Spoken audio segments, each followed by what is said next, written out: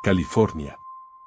Tierra de sueños dorados bajo el sol del Pacífico, de playas interminables y ciudades que nunca duermen. Pero cuando cae la noche sobre sus autopistas, cuando las luces de neón se apagan en los pueblos olvidados del desierto y la niebla se arrastra desde el océano hacia las montañas, California se transforma en algo muy diferente. Los camioneros que recorren estas rutas conocen la verdad que los turistas nunca verán, que en cada curva de la Interstate 5, en cada tramo solitario de la Highway 99, en los pasos de montaña donde la nieve nunca se derrite del todo, hay historias que no se cuentan en las paradas de descanso. Son relatos que se susurran en la radio CB a las 3 de la mañana, cuando la fatiga comienza a jugar con la mente y los ojos se cansan de mirar la línea blanca que divide la carretera.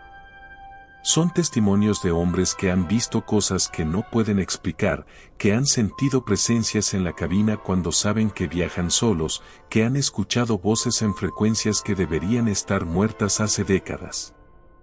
Esta noche, mientras el viento del desierto sopla arena contra los cristales y la luna se oculta detrás de nubes bajas, vamos a compartir 5 de esas historias.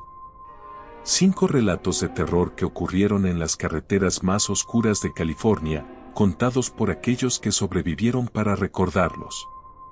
Apaga las luces, sube el volumen y prepárate para el viaje más largo de tu vida. Antes de empezar con estas historias de terror, por favor, dale a me gusta y cuéntame en los comentarios, ¿dónde las escuchas esta noche? Bien, comencemos la historia. La Interstate 80 serpentea a través de la Sierra Nevada como una cicatriz de asfalto atravesando la piel de las montañas. Durante el día, los turistas suben hacia Lake Tahoe admirando los pinos gigantes y las vistas panorámicas del valle. Pero de noche, especialmente en invierno, esa carretera se convierte en algo completamente diferente. Miguel Sandoval llevaba 15 años conduciendo tráilers de carga refrigerada, y en todo ese tiempo había aprendido a respetar Dane Pass. No era solo por las pendientes pronunciadas o las curvas cerradas que podían convertir un camión de 18 ruedas en un proyectil descontrolado. Era por algo más, algo que los viejos traileros le habían advertido cuando apenas comenzaba en el negocio, algo que él mismo había empezado a sentir después de incontables viajes nocturnos por ese tramo maldito de montaña. Era febrero, y Miguel conducía hacia el este llevando una carga de productos congelados desde Sacramento hacia Reno. El reloj del tablero marcaba las 2:15 de la madrugada cuando comenzó el ascenso hacia El Paso. La nieve caía con suavidad al principio, copos gordos y lentos que se derretían al tocar el parabrisas caliente. Las limpiaparabrisas trabajaban en un ritmo constante, y Miguel mantenía la velocidad baja, respetando las señales que advertían sobre hielo negro y condiciones peligrosas. La radio CB murmuraba con estática ocasional, pero a esa hora no había mucho tráfico, ni mucha conversación entre los pocos conductores que se atrevían a cruzar la montaña en plena noche invernal. El viento comenzó a soplar más fuerte conforme ganaba altitud. Miguel podía sentir las ráfagas golpeando el costado del tráiler, empujando las 18 toneladas de metal y carga como si fueran una cometa gigante. Ajustó el agarre del volante, concentrándose en mantener el camión centrado en su carril mientras la visibilidad se reducía gradualmente. La nieve ya no caía en copos suaves, sino en cortinas blancas que los faros delanteros apenas lograban penetrar. Pensó en detenerse, en esperar a que pasara lo peor de la tormenta en alguna de las áreas de descanso. Pero conocía esa montaña lo suficientemente bien como para saber que detenerse podía ser aún más peligroso que seguir adelante. Si se quedaba atascado, si la nieve se acumulaba lo suficiente, podría quedar enterrado hasta el amanecer. Fue entonces cuando vio las luces. Rojas y tenues, parpadeando débilmente a través de la nieve, cerca del borde de la carretera. Miguel parpadeó, tratando de enfocar mejor la vista, preguntándose si serían las luces de emergencia de algún vehículo varado. Redujo la velocidad aún más, acercándose con precaución. Lo que vio lo hizo contener la respiración. Era un camión, un tractor antiguo, de esos que dejaron de fabricarse hace décadas. Estaba detenido junto al acantilado, con el motor encendido, el escape escupiendo vapor blanco en el aire helado. Pero no había nadie en la cabina. Las ventanas estaban empañadas, cubiertas de escarcha, y las luces interiores estaban apagadas. Miguel pasó lentamente junto al vehículo abandonado, observándolo con una mezcla de curiosidad y algo más profundo, algo instintivo que le decía que siguiera adelante sin detenerse. Pero la imagen del camión se quedó grabada en su mente. Era un modelo de los años 60, tal vez 70, con una pintura verde descolorida que apenas se distinguía bajo la capa de óxido y nieve acumulada. Las llantas estaban desinfladas, hundidas en la nieve como si llevaran años ahí. Y sin embargo, el motor seguía funcionando. Miguel podía escucharlo, un rugido grave y constante que no debería ser posible en un vehículo que claramente había sido abandonado hace décadas. Sintió un escalofrío que no tenía nada que ver con el frío que se filtraba por las rejillas de ventilación de su propia cabina. Siguió conduciendo, tratando de concentrarse en la carretera, en las líneas blancas que apenas se distinguían bajo la nieve acumulada. Pero unos 5 minutos después, la radio CB cobró vida con un estallido de estática tan fuerte que Miguel dio un respingo. Bajó el volumen instintivamente, pero la estática continuó, transformándose gradualmente en algo más. Voces. Débiles, distorsionadas, como si vinieran de muy lejos o de muy atrás en el tiempo. Era difícil distinguir las palabras, pero había urgencia en esos sonidos, desesperación. Miguel aumentó el volumen lentamente, acercando el oído al altavoz, tratando de entender qué decían. Y entonces, con una claridad repentina que lo hizo estremecer, escuchó una voz masculina, temblorosa y aterrada, suplicando por ayuda. La voz hablaba de estar atrapado, de que la nieve era demasiada, de que el frío estaba entrando en la cabina y no podía sentir los dedos. Hablaba de haber estado esperando durante horas, tal vez días, preguntando si alguien podía escuchar su llamada de emergencia en el canal 9. Miguel sintió como el sudor frío le bajaba por la espalda a pesar del calor de la calefacción. Esa voz no era una transmisión en vivo. No podía serlo. El tono, la calidad del audio, todo sonaba antiguo, como una grabación de décadas atrás.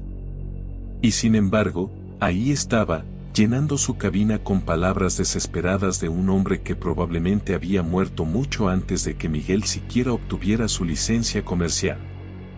Tomó el micrófono de la CB con mano temblorosa, sin saber realmente por qué lo hacía. Presionó el botón y habló, su voz sonando extrañamente alta en la soledad de la cabina.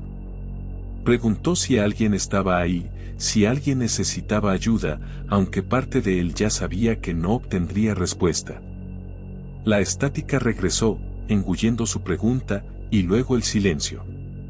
Un silencio tan profundo que Miguel podía escuchar su propia respiración, el latido acelerado de su corazón. Miró por el espejo retrovisor, medio esperando ver algo, pero solo había oscuridad y nieve cayendo en el resplandor rojo de sus luces traseras.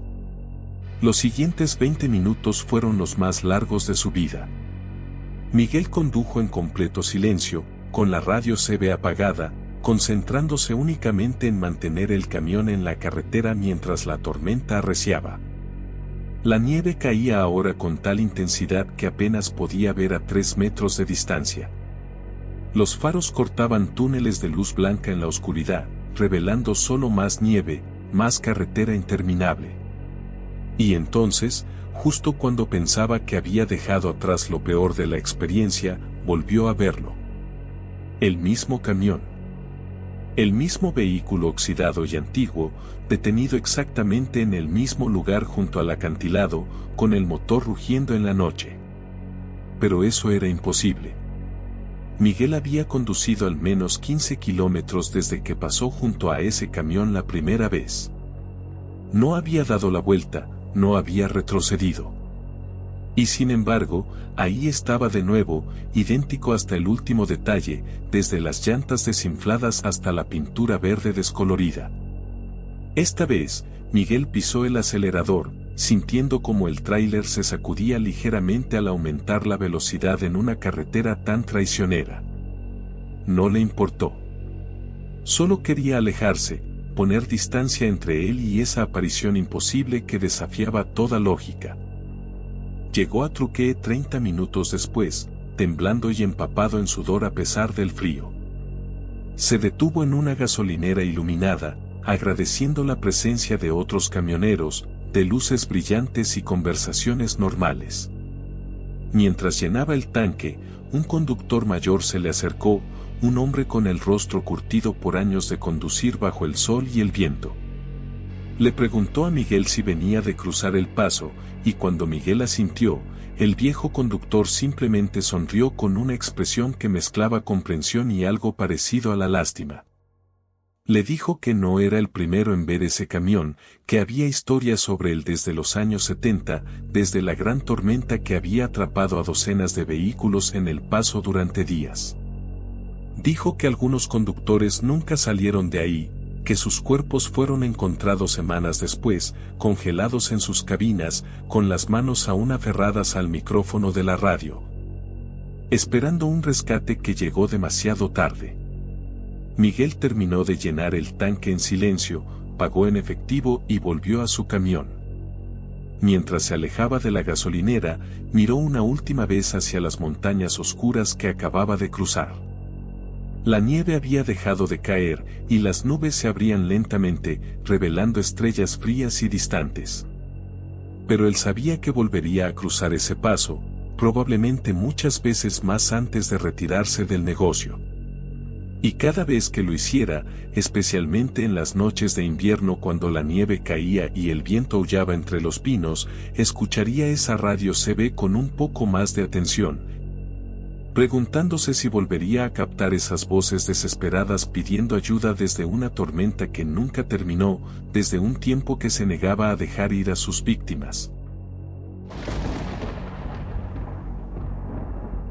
Entre Bakersfield y Fresno se extiende uno de los tramos más monótonos de la Highway 99.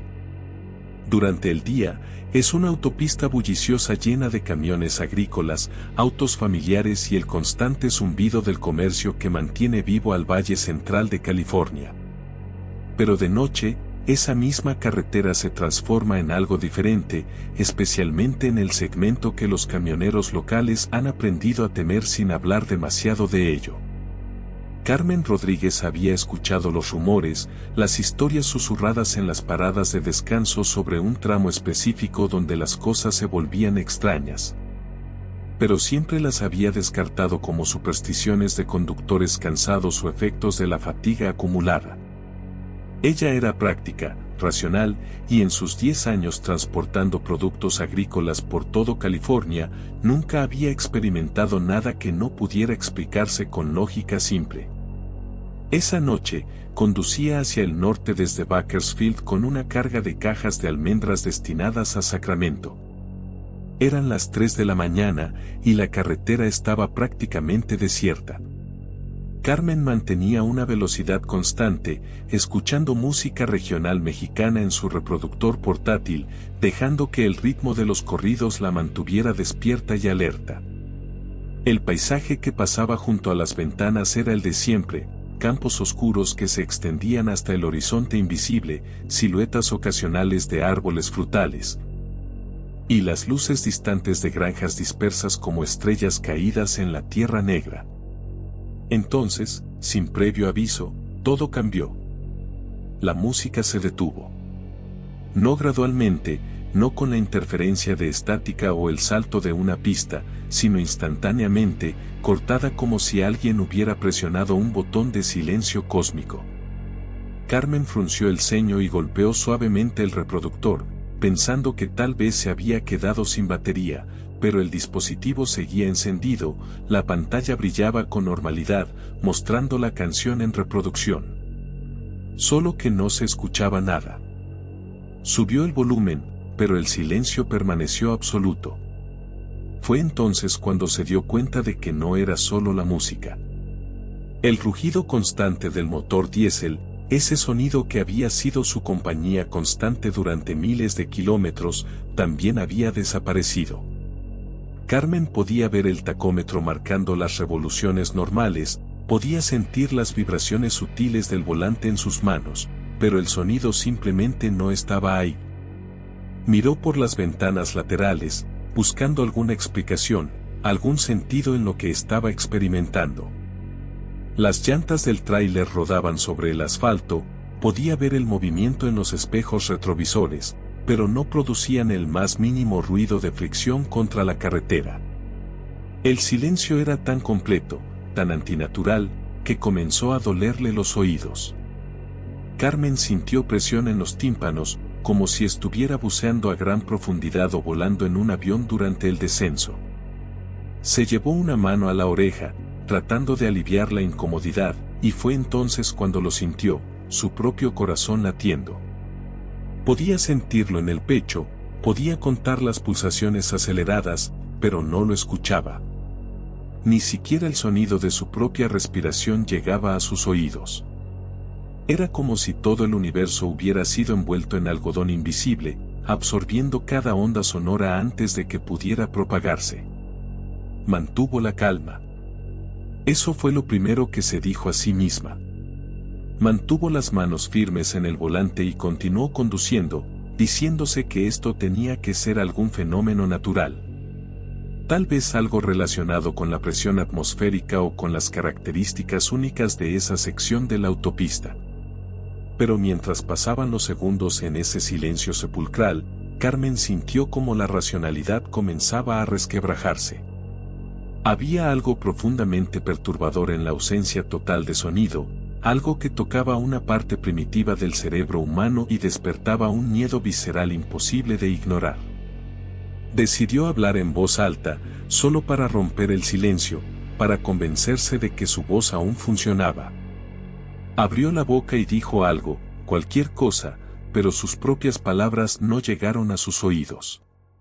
Podía sentir las cuerdas vocales vibrando en su garganta, podía sentir el movimiento de sus labios, pero el sonido había sido tragado por ese vacío absoluto.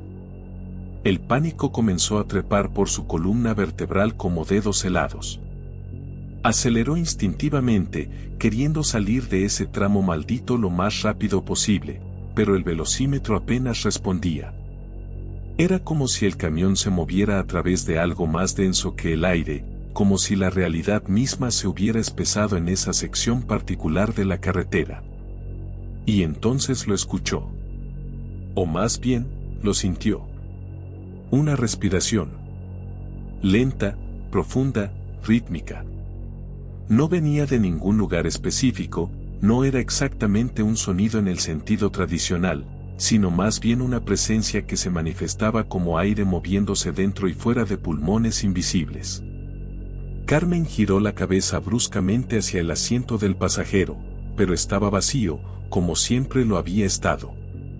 Miró por el espejo retrovisor hacia la pequeña litera detrás de los asientos, ese espacio donde a veces dormía durante los descansos largos. Pero no había nada ahí excepto su bolsa de dormir enrollada y algunas botellas de agua. La respiración continuó. Dentro de la cabina. Detrás de ella. Junto a ella. Era imposible determinar la ubicación exacta porque no era un sonido externo captado por los oídos, sino algo que resonaba directamente en su cabeza, como si alguien estuviera compartiendo su espacio cerebral, usando sus propios sentidos para manifestarse. Carmen apretó el volante con tanta fuerza que los nudillos se le pusieron blancos. Su propia respiración se aceleró, convirtiéndose en jadeos cortos y rápidos, pero aún así no podía escucharla, solo sentirla quemando en su pecho. El tacómetro comenzó a bajar lentamente sin que ella tocara el acelerador. El camión perdía velocidad de forma gradual pero constante, como si algo lo estuviera frenando desde afuera, arrastrándolo hacia atrás.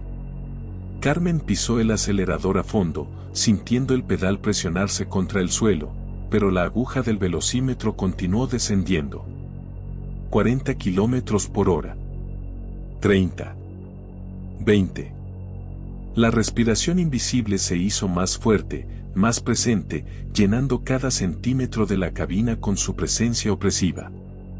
Carmen podía sentirla ahora contra su nuca, como si alguien estuviera inclinándose desde el asiento trasero, acercando su rostro al de ella, compartiendo el mismo aire. Y entonces, con la misma brusquedad con que había comenzado, el silencio se rompió. El motor rugió de vuelta a la vida con un estruendo que hizo vibrar toda la cabina. Las llantas chirriaron contra el asfalto, la música estalló desde el reproductor a todo volumen y el mundo normal regresó en una avalancha de sonido que hizo llorar de alivio a Carmen.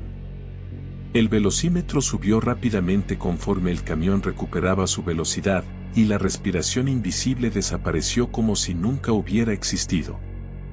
Carmen condujo durante 20 minutos más sin reducir la velocidad, sin atreverse a mirar los espejos retrovisores, con las manos aún temblando sobre el volante. Cuando finalmente llegó a una gasolinera en las afueras de Fresno, se detuvo en el estacionamiento más iluminado que pudo encontrar y simplemente se quedó sentada, respirando, llorando, tratando de procesar lo que acababa de experimentar. Otros camioneros entraban y salían de la tienda de conveniencia, conversando normalmente, riendo. Viviendo en un mundo donde el silencio no podía tragarte entero y donde no había respiraciones invisibles acechando en el espacio detrás del asiento del conductor. Pasó 2 horas ahí antes de sentirse capaz de continuar. Cuando finalmente volvió a la carretera, condujo el resto del viaje con todas las ventanas abiertas, dejando que el viento y el ruido del tráfico llenaran la cabina, ahuyentando cualquier posibilidad de silencio. Pero sabía que volvería a pasar por ahí. El negocio del transporte de carga no permitía evitar rutas específicas indefinidamente. Y cuando lo hiciera, cuando tuviera que cruzar nuevamente ese tramo entre Bakersfield y Fresno en las horas oscuras de la madrugada, se preguntaba si el silencio volvería a caer. Si esa respiración invisible volvería a manifestarse.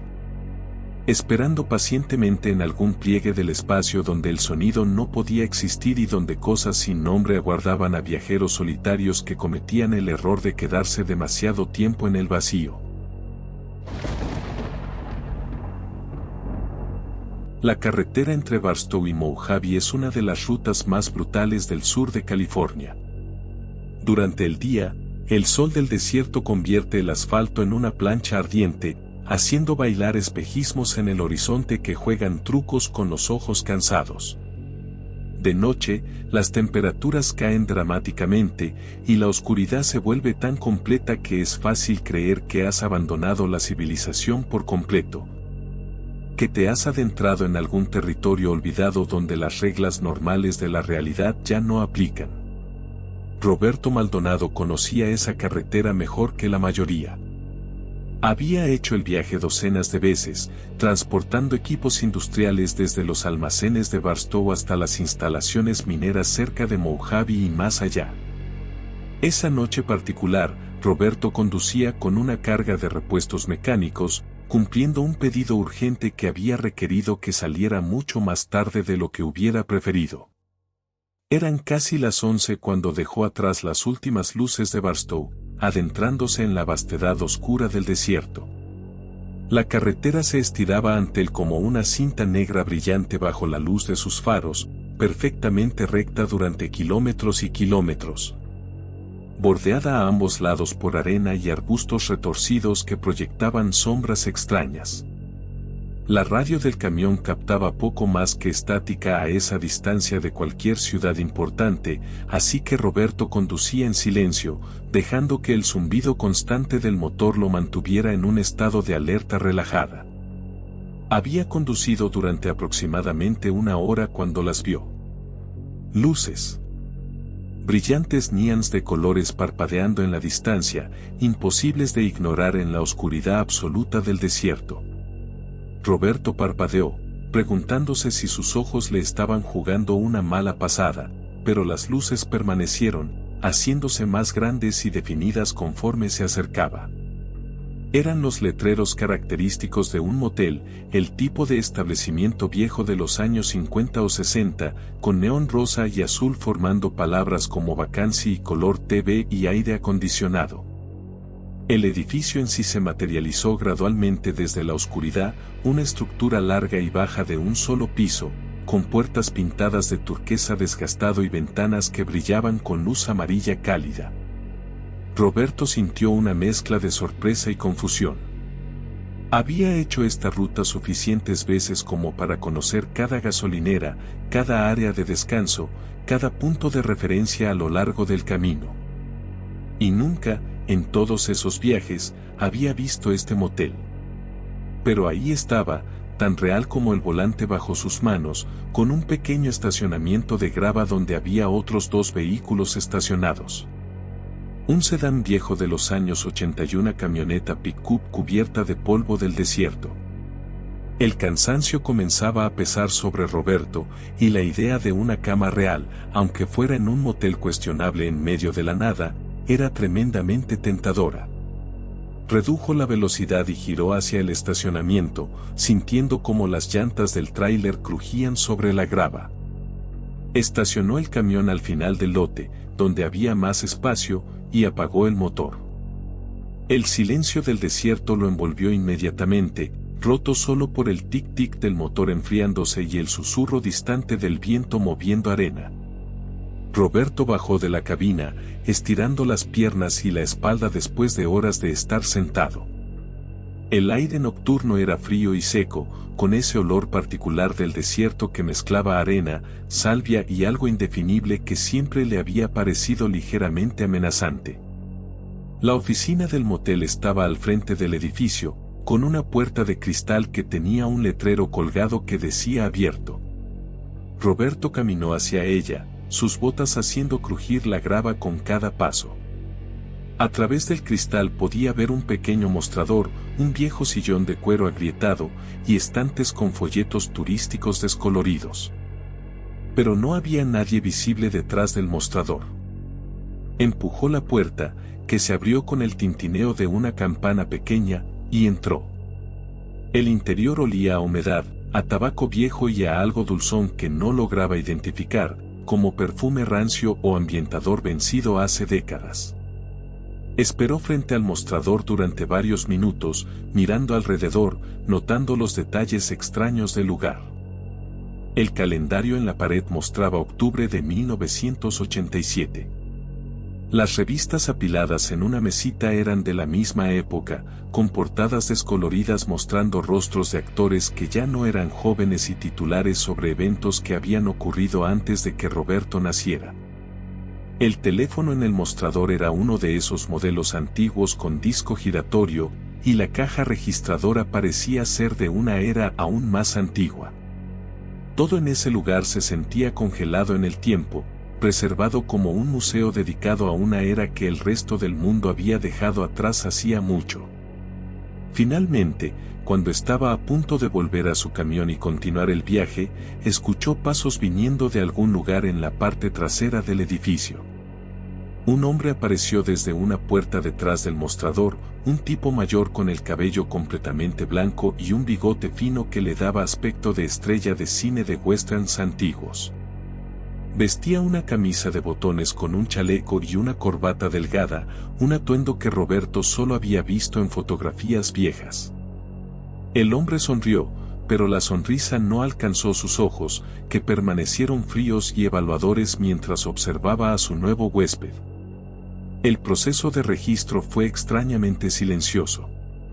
El hombre no hizo muchas preguntas, solo pidió efectivo por adelantado y le entregó una llave física con un llavero de plástico que decía Habitación 7. No había formularios que llenar, no había solicitud de identificación o tarjeta de crédito. Roberto pagó los $40 que el hombre pidió, tomó la llave y salió de la oficina, sintiéndose inexplicablemente aliviado de estar fuera de ese espacio claustrofóbico lleno de recuerdos polvorientos. La habitación 7 estaba hacia el final del edificio. Roberto caminó por el pasillo exterior, pasando frente a otras puertas cerradas, notando que las cortinas de las ventanas estaban todas corridas y no se filtraba luz desde ninguna de las otras habitaciones excepto la suya. Abrió la puerta con la llave antigua, que giró en la cerradura con un clic satisfactorio y sorprendentemente suave. El interior de la habitación era exactamente lo que esperaba de un motel barato del desierto, una cama queen con un cobertor de poliéster en tonos naranjas y marrones, una televisión vieja sobre un mueble de madera prensada y un baño pequeño visible a través de una puerta entreabierta. Pero todo estaba limpio, o al menos parecía estarlo bajo la luz amarillenta de la lámpara del techo. Roberto se dejó caer en la cama sin molestarse en quitarse más que las botas. La fatiga lo golpeó como una ola, y en cuestión de minutos se había quedado dormido, hundiéndose en un sueño profundo y sin sueños que pareció durar solo segundos pero que en realidad se extendió durante horas. Cuando despertó, la luz del amanecer se filtraba a través de las cortinas delgadas, llenando la habitación con un resplandor grisáceo. Roberto se sentó en la cama, desorientado durante un momento, antes de recordar dónde estaba. Se levantó, se lavó la cara en el baño con agua que salía oxidada durante los primeros segundos, y decidió que era hora de volver a la carretera. Salió de la habitación, cerrando la puerta detrás de él, y se giró hacia el estacionamiento donde había dejado su camión. Y entonces su sangre se heló. El camión estaba ahí, exactamente donde lo había estacionado. Pero el motel había desaparecido. Roberto estaba de pie en medio de un lote vacío, rodeado solo por arena, arbustos de salvia y rocas dispersas. No había edificio, no había oficina, no había otras habitaciones. Solo arena y el esqueleto oxidado de lo que alguna vez pudo haber sido un letrero de neón, ahora caído y medio enterrado en la arena, con cables expuestos colgando como tendones secos. Giró en círculo completo, buscando alguna explicación, algún sentido en lo que estaba viendo. Pero no había nada. Solo su camión, las huellas de sus propias botas en la arena, y marcas de llantas que mostraban claramente dónde había estacionado la noche anterior. Corrió hacia el lugar donde había estado la oficina, donde se suponía que debería estar el edificio de una planta con sus puertas turquesas y sus ventanas iluminadas. No había cimientos, no había restos de paredes, nada que indicara que alguna vez hubiera existido una estructura ahí. Solo más arena, más maleza, y el silencio absoluto del desierto matutino. Roberto se quedó ahí durante varios minutos, tratando de procesar lo que estaba experimentando. Revisó sus bolsillos y encontró la llave de la habitación 7, sólida y real en su mano, con el plástico del llavero ligeramente desgastado por años de uso.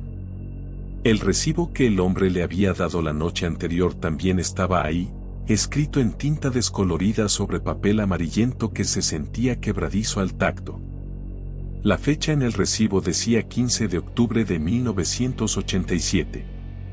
No la fecha actual, sino esa fecha específica de casi 40 años atrás. Finalmente, Roberto volvió a su camión, subió a la cabina y arrancó el motor, agradeciendo el ruido familiar y reconfortante del diésel cobrando vida. Condujo de vuelta a la carretera principal, mirando constantemente por los espejos retrovisores, medio esperando ver el motel materializarse nuevamente detrás de él. Pero solo había desierto, vacío y eterno, guardando sus secretos bajo el sol que comenzaba a calentar el aire matutino. Completó el resto del viaje en un estado de aturdimiento silencioso, y cuando finalmente llegó a Mojave y descargó su carga, no le contó a nadie sobre el motel fantasma donde había pasado la noche. ¿Quién le creería? ¿Cómo podría explicar que había dormido en un lugar que no existía, que había pagado efectivo a un hombre que probablemente había muerto décadas atrás? y que ahora cargaba en su bolsillo una llave de una habitación que ya no estaba en ningún mapa ni en ninguna dimensión que pudiera entender. La Interstate 5 es la arteria principal que conecta California de sur a norte, desde San Diego hasta la frontera con Oregón. Es una carretera que Roberto nunca duerme, siempre pulsando con el movimiento constante de camiones comerciales, autos de turistas y vehículos locales.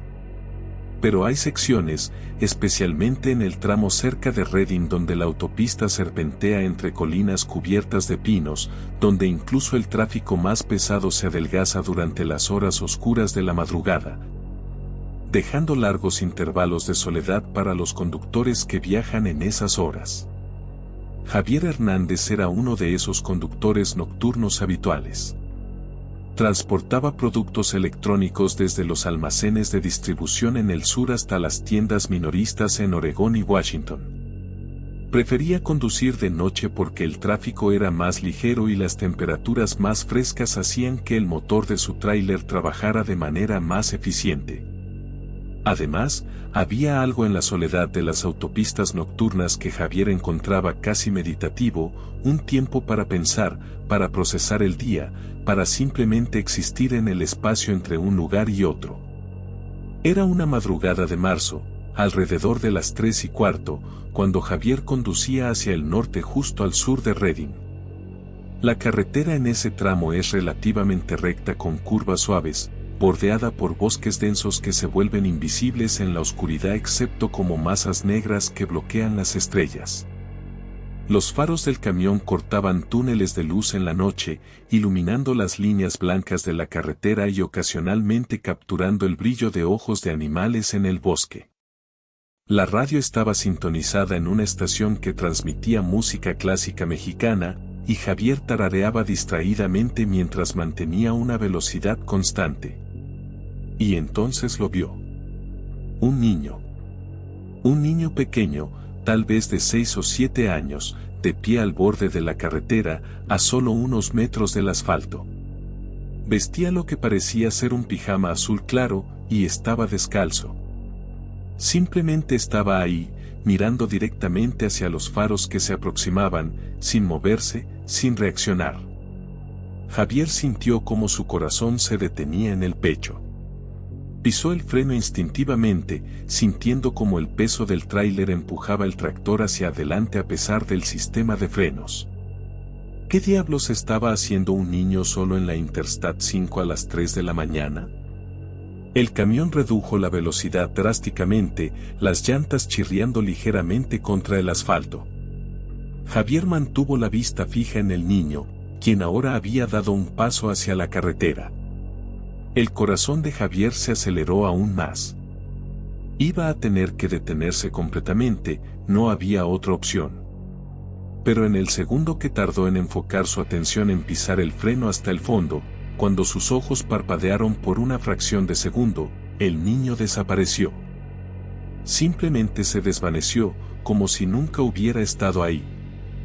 Los faros ahora iluminaban solo asfalto vacío y la línea blanca del borde de la carretera. Javier finalmente logró detener el camión completamente, dejándolo en medio del carril derecho con las luces de emergencia parpadeando. Se quedó sentado durante un momento, respirando pesadamente, tratando de entender lo que acababa de ver. ¿Se había imaginado al niño? ¿Era posible que la fatiga estuviera afectando su percepción? Pero no, había sido tan claro, tan real. El pijama azul, los pies descalzos, la forma en que el niño lo había mirado directamente a los ojos. Javier abrió la puerta de la cabina y bajó, dejando el motor encendido.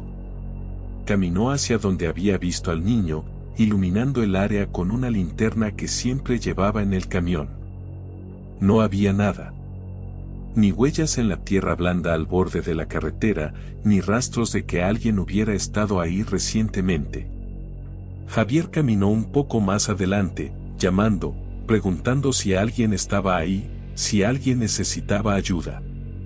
Solo el silencio del bosque le respondió, interrumpido ocasionalmente por el susurro del viento entre los pinos.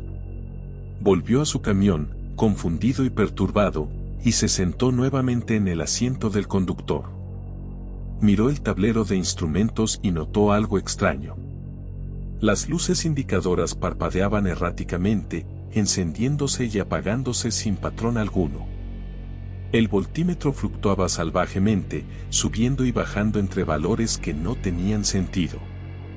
Intentó arrancar nuevamente, pero el motor se ahogó. Giró la llave de nuevo, bombeando el acelerador, pero el motor simplemente no quería cooperar. Era como si toda la energía eléctrica del camión se hubiera vuelto inestable, como si algo estuviera interfiriendo con los sistemas.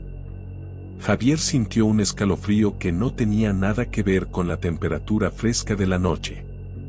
Miró por el espejo retrovisor, media esperando ver al niño de pie detrás del tráiler, pero no había nada excepto la carretera vacía y la oscuridad del bosque a ambos lados. Pasaron varios minutos angustiantes antes de que el camión finalmente aceptara arrancar nuevamente. El motor tosió, escupió, y luego rugió a la vida con un sonido que nunca le había parecido tan reconfortante. Las luces del tablero se estabilizaron gradualmente, volviendo sus lecturas normales. Javier no perdió tiempo. Puso el camión en marcha y aceleró, queriendo poner distancia entre él y ese lugar maldito lo más rápido posible. Pero la sensación de inquietud no lo abandonó.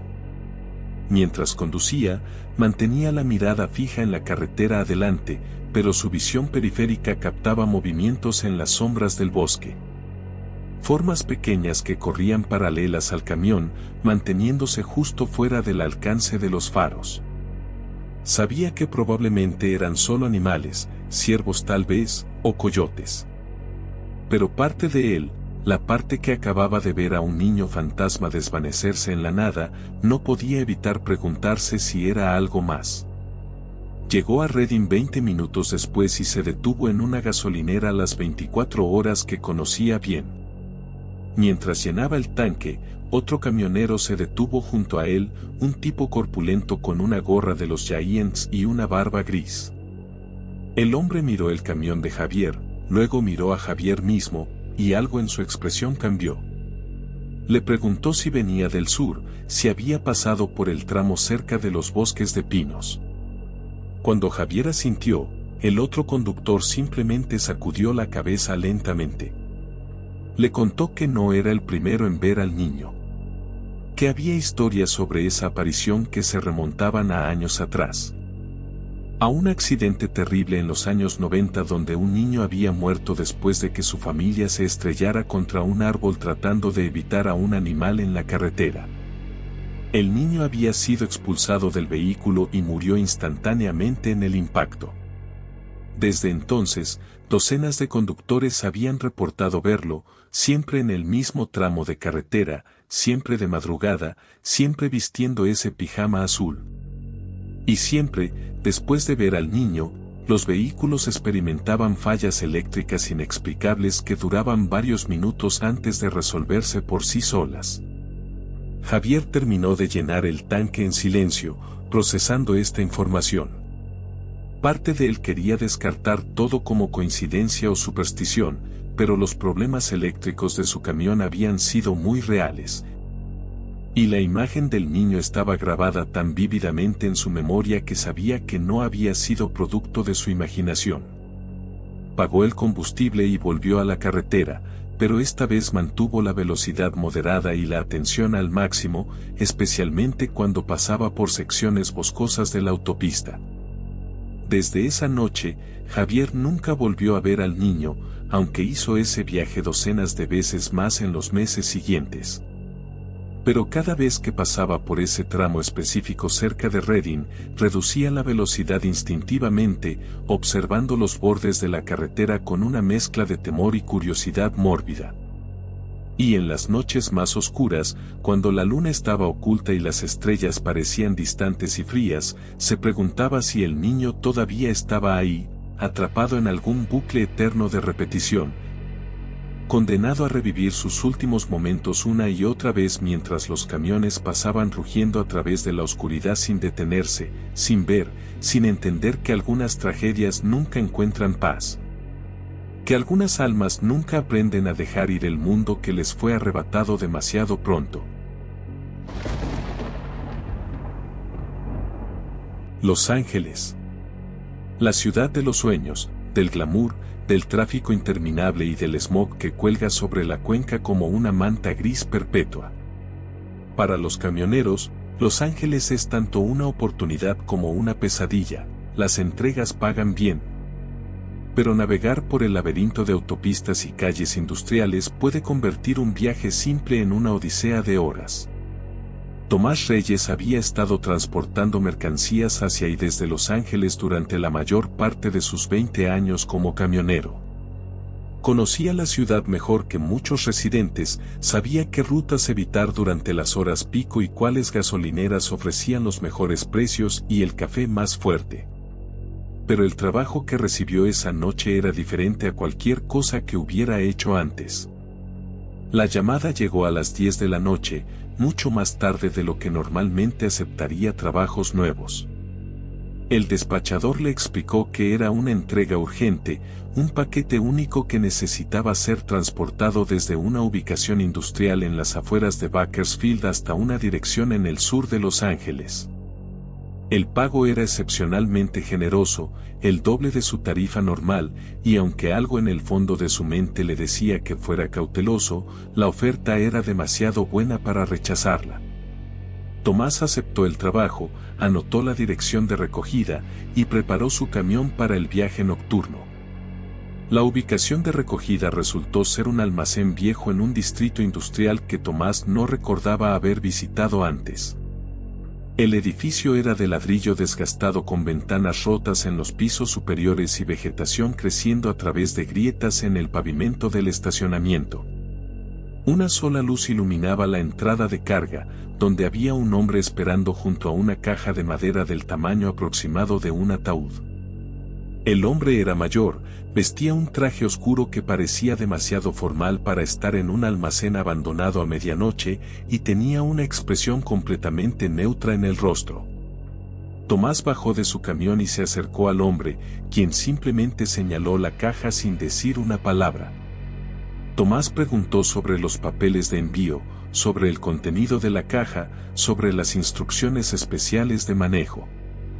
El hombre le entregó un sobresellado y dijo que toda la información que necesitaba estaba adentro, pero que no debería abrirlo hasta que estuviera en camino. Luego, sin más conversación, ayudó a Tomás a cargar la caja en el tráiler. Era extrañamente ligera, casi como si estuviera vacía, lo cual hacía que el pago generoso fuera aún más confuso. Tomás aseguró la carga, cerró las puertas del tráiler y volvió a subir a la cabina. Mientras se alejaba del almacén, miró por el espejo retrovisor y vio que el hombre aún estaba de pie bajo la luz solitaria, observándolo partir sin moverse. Un escalofrío recorrió la columna de Tomás, pero lo descartó como nerviosismo injustificado. Era solo un trabajo extraño, nada más. Había hecho entregas raras antes. Esto no era diferente. Una vez en la autopista rumbo al sur hacia Los Ángeles, Tomás abrió el sobre.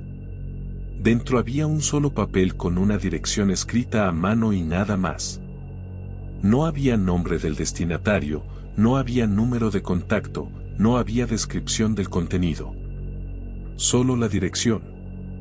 Tomás ingresó la ubicación en su GPS y frunció el ceño cuando la ruta apareció en la pantalla. La dirección estaba en una parte de Los Ángeles que no conocía bien, un área industrial cerca de lo que parecían ser instalaciones abandonadas al sur del centro de la ciudad. El viaje transcurrió sin incidentes durante la primera hora. Tomás conducía por la Interstate 5, pasando por campos oscuros y comunidades dormidas, con solo el zumbido constante del motor y el brillo ocasional de luces de otros vehículos como compañía. Pero conforme se acercaba a Los Ángeles, conforme las luces de la ciudad comenzaban a aparecer en el horizonte como un resplandor anaranjado contra el cielo nocturno, algo extraño comenzó a suceder con el GPS. La ruta seguía cambiando. Cada pocos minutos, el dispositivo recalculaba, mostrando una nueva ruta que inevitablemente lo llevaba de vuelta a la misma ubicación, la dirección de entrega.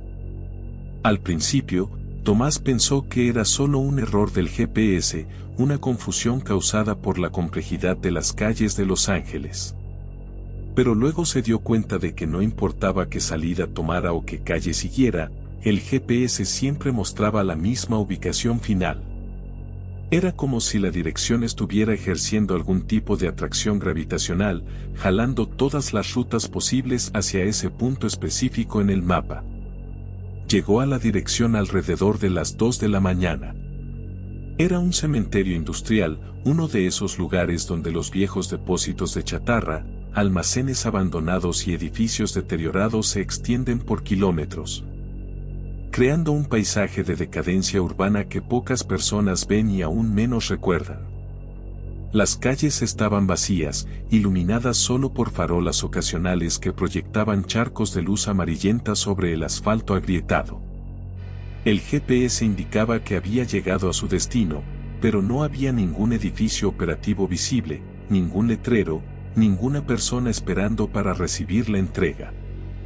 Tomás estacionó el camión y se quedó sentado durante varios minutos, tratando de decidir qué hacer. Podría llamar al despachador, pero su teléfono no tenía señal, lo cual era extraño considerando que estaba en medio de Los Ángeles, una de las ciudades con mejor cobertura del país.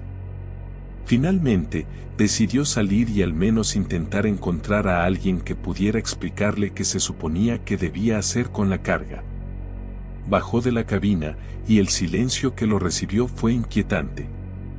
No había tráfico distante, no había sirenas, ninguno de los sonidos habituales de una ciudad que nunca duerme. Solo silencio, pesado y opresivo como una manta mojada. Caminó hacia el lugar que el GPS había marcado como la dirección exacta y encontró una verja de cadena oxidada que rodeaba lo que parecía ser un lote vacío lleno de hierba alta y basura. No había edificios, no había oficinas, nada que indicara que este era un lugar legítimo para una entrega. Tomás revisó nuevamente la dirección en el papel, confirmando que efectivamente estaba en el lugar correcto según las instrucciones que le habían dado. Pero eso no tenía sentido. ¿Por qué alguien pagaría tanto dinero para transportar una caja vacía a un lote abandonado en medio de la noche? Volvió al camión, decidiendo que lo mejor sería dejar la carga ahí e irse. Había cumplido su parte del trato. Llevó la caja hasta la verja y la dejó junto a la entrada. Mientras se alejaba, escuchó un sonido que lo hizo detenerse en seco. Era un golpeteo. Lento, rítmico, viniendo desde dentro de la caja. Tomás se giró lentamente, mirando la caja de madera que acababa de dejar. El golpeteo continuó. Ta, ta, ta. Como si alguien estuviera tocando desde adentro, tratando de salir. Su primera reacción fue de incredulidad. La caja había sido ligera, casi vacía. No había forma de que hubiera algo vivo dentro. Pero el sonido era innegable, claro y persistente en el silencio absoluto de esa noche. Tomás dio un paso hacia la caja, luego otro, acercándose contra todos sus instintos que le gritaban que se alejara, que volviera a su camión y se fuera de ahí inmediatamente. El golpeteo se hizo más fuerte, más insistente, y ahora podía escuchar algo más, un rasguño, como uñas o dedos deslizándose contra la madera desde dentro. Se arrodilló junto a la caja, con las manos temblando, preguntándose si debería abrirla. Pero antes de que pudiera tomar una decisión, el golpeteo se detuvo abruptamente. El silencio regresó, aún más profundo que antes. Tomás se quedó ahí, agachado junto a una caja misteriosa en un lote abandonado en medio de Los Ángeles, sintiendo como el sudor frío le bajaba por la espalda a pesar de la brisa nocturna. Y entonces escuchó voces. Múltiples voces, susurrando su nombre. No venían de la caja, sino de todas partes a la vez, desde el lote vacío, desde los edificios abandonados circundantes, desde las sombras que se acumulaban entre los escombros. Tomás se levantó de un salto y corrió hacia su camión.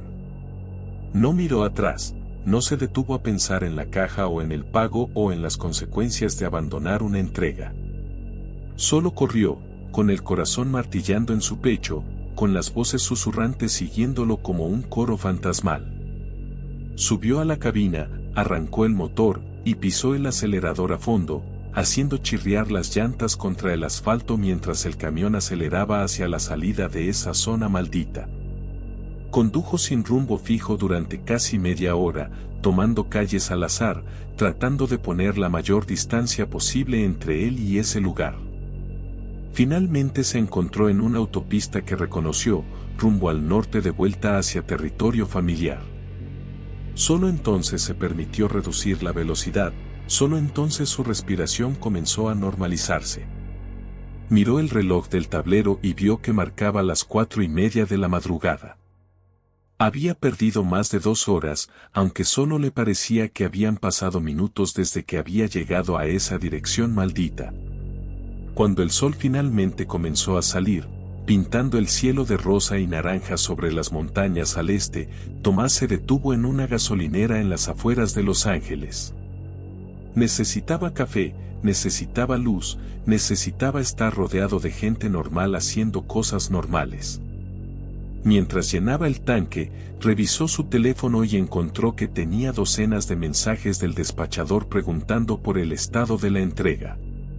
Tomás respondió con un mensaje simple diciendo que había completado el trabajo y que la carga había sido dejada en la dirección especificada. No mencionó las voces, ni el golpeteo en la caja, ni el hecho de que había huido como un cobarde de un lote vacío. ¿Cómo podría explicar algo que él mismo no entendía? Los días siguientes fueron extraños. El pago llegó a su cuenta bancaria exactamente como se había prometido, lo cual de alguna manera hacía que toda la experiencia fuera aún más perturbadora. Si había sido real suficiente como para que le pagaran, entonces todo lo demás también había sido real: la caja sin peso, el cementerio industrial, las voces susurrando su nombre en la oscuridad. Tomás trató de investigar la dirección, buscándola en mapas en línea y registros públicos, pero no encontró nada útil. Era solo un lote vacío, sin historia registrada, sin propietario listado, existiendo en algún limbo legal y geográfico. Pasaron semanas antes de que recibiera otra llamada del mismo despachador. Era otro trabajo nocturno hacia Los Ángeles, otra entrega misteriosa con pago generoso. Tomás rechazó el trabajo sin dar explicaciones. El despachador ofreció más dinero, el doble de la tarifa anterior, luego el triple. Tomás siguió rechazándolo. Había algo en esa primera entrega que había cambiado algo fundamental en él, que había abierto una puerta en su mente que no podía volver a cerrar. Ahora, cada vez que conducía de noche, cada vez que pasaba por áreas industriales abandonadas o cementerios de chatarra, se preguntaba qué otras entregas misteriosas estaban ocurriendo en las sombras. ¿Qué otras cajas sin peso estaban siendo transportadas a direcciones que no deberían existir? ¿Qué otros camioneros estaban siendo llamados para trabajos que los llevarían a lugares donde las reglas normales de la realidad se doblaban y rompían? Una noche, varios meses después de aquella entrega, Tomás estaba conduciendo por el sur de Los Ángeles en una ruta completamente diferente cuando su GPS comenzó a hacer algo extraño. Sin que él ingresara ninguna dirección nueva, la pantalla comenzó a mostrar una ruta hacia una ubicación específica. Tomás reconoció la dirección inmediatamente.